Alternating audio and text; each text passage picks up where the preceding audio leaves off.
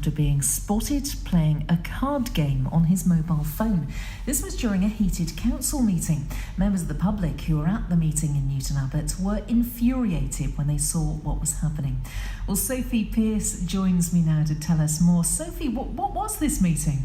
Well, Pippa, it was the full council meeting of Teignbridge Council, and among the items on the agenda was a controversial plan to build at least 1,500 new homes on Walborough Hill. Now, there's a growing campaign locally against this and other developments around the town called Newton Says No, and the public gallery was packed with campaigners from this group. 41 were allowed in and others were turned away.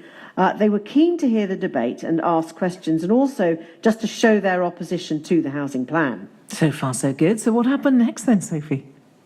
Well, while one of the councillors was speaking, the public who were up in the gallery looking down on the councillors below noticed that one of them, Conservative member for Ashburton Charlie Dennis, was playing a card game, Solitaire, on his mobile phone.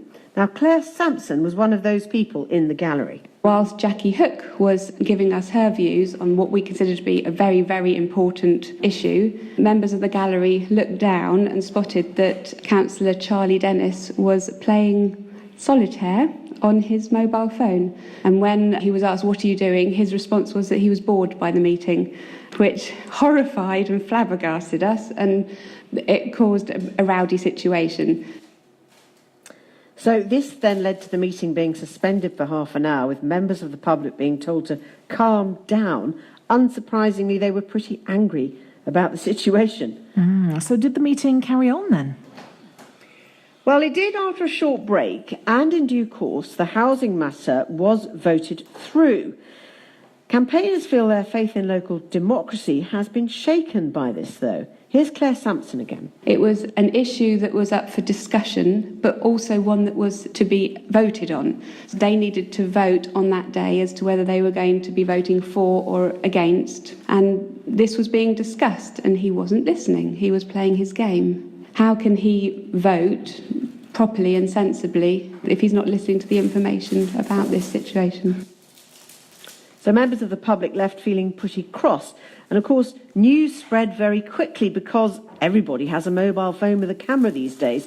So the picture of Mr. Dennis playing Solitaire on the phone was soon all over social media. I can imagine. So what has Charlie Dennis and Teignbridge Council had to say about all this, Sophie?